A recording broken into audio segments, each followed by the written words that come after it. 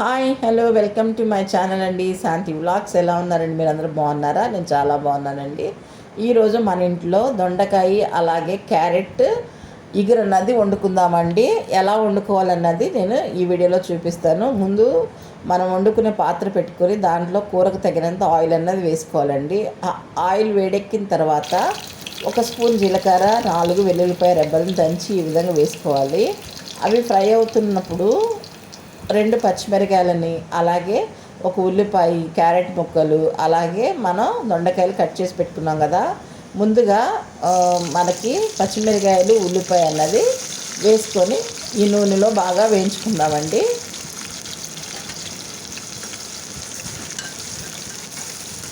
చూస్తున్నారు, ఈ విధంగా వేయించుకున్నప్పుడే 2 రెబ్బలు కరివేపాకు కూడా వేసుకుందాము.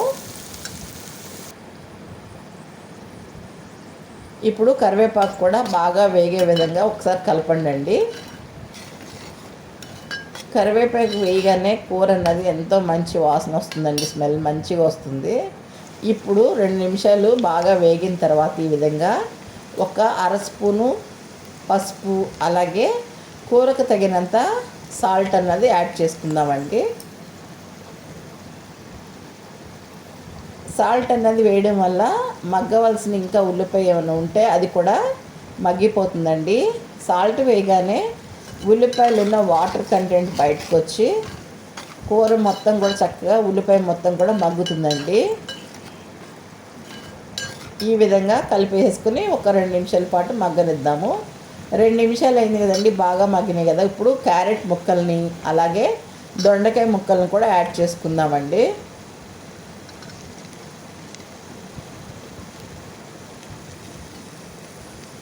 ఈ విధంగా మొత్తం కూడా కలిసే విధంగా కలుపుకోవాలండి. ఈ దొండకాయ అలాగే క్యారెట్ అన్నది చాలా బాగుంటుందండి ఇగురంటే కూర. ఎందుకంటే మన పిల్లలు చాలామంది కూడా క్యారెట్ని డైరెక్ట్గా తినరు కదండి, ఇష్టపడరు. అలాంటప్పుడు ఇలాగా కర్రీలో యాడ్ చేసుకొని వండితే కంపల్సరీగా తింటారండి.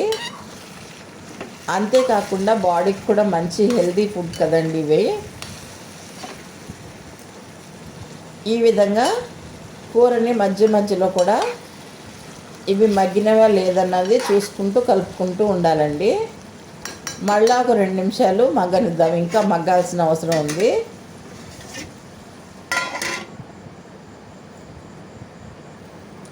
రెండు నిమిషాల తర్వాత మూత తీసి చూస్తే ఈ విధంగా మగ్గింది కదండి. ఇప్పుడు ఆ కూర మొత్తాన్ని ఒకసారి కలిపి కూరకి కావాల్సినంత కారాన్ని యాడ్ చేసుకుందామండి. చాలా వరకు కూర అన్నది మగ్గిపోయింది కదా.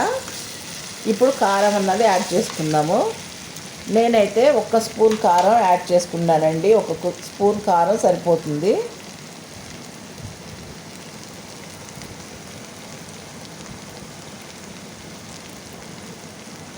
ఇప్పుడు కారం మొత్తం కూడా కూరకి కలిసే విధంగా కలుపుకోవాలండి. ఈ కారం అన్నది పచ్చివాసన పోయే వరకు 2 నిమిషాల పాటు మూత పెట్టి బాగా కలిపిన తర్వాత మూత పెట్టుకొని మగ్గనిద్దామండి.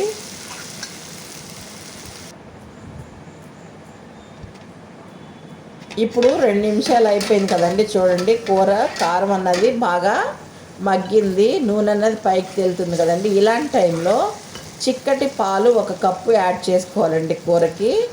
పాలల్లో ఈ క్యారెట్ అలాగే దొండకాయ మగ్గడం వల్ల కూర మంచి టేస్ట్ వస్తుందండి.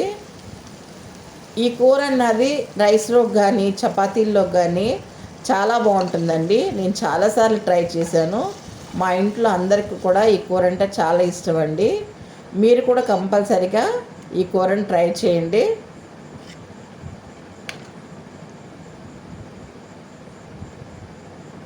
ఈ విధంగా కూర మొత్తాన్ని ఒకసారి కలిపేసుకొని ఒక 5 నిమిషాల పాటు బాగా ఉడకనివ్వాలండి. అంటే ఆ పాలు అన్నది ఎగిరిపోయే వరకు ఉడకాలండి. మధ్యలో ఒకసారి మూత తీసి చూస్తూ ఉండండి. ఇప్పుడు ఒక 5 నిమిషాలు మగ్గింది కదా. చాలా వరకు పాలు అన్నది ఎగిరిపోయి ఉన్న కొద్దిపాటి పాలు కూడా ఎగిరిపోవాలండి. ఎందుకంటే నూనె అన్నది మనకి కూరలో పైకి తేలాలి. అప్పుడే పాలు మొత్తం ఎగిరిపోయినట్టుగా మనకు తెలుస్తుందండి. మళ్ళొక మూత పెట్టి 2 నిమిషాల పాటు మగ్గనిద్దాము. ఇప్పుడు 2 నిమిషాలు అయిపోయిందండి. చూడండి, మూత తీసి చూస్తున్నాం కదా, ఆయిల్ మొత్తం పైకి వచ్చింది కదా. కూర మనకి రెడీ అయిపోయినట్టు మనకు అర్థమవుతుందండి. ఇంకా అంతేనండి, స్టవ్ ఆఫ్ చేసి మనం డిష్ అవుట్ చేసుకోవచ్చు. ఎంతో టేస్టీ క్యారెట్ దొండకాయ ఇగురన్నది మనకి రెడీ అయిపోయిందండి. నేను చెప్పిన విధానం కానీ చూపించిన విధానం కానీ మీకు నచ్చితే తప్పకుండా నా ఛానల్ని సబ్స్క్రైబ్ చేసుకోండి, లైక్ చేయండి, అలాగే షేర్ చేయండి అండి. మీ కామెంట్స్ కూడా నాకు తెలియచేయండి.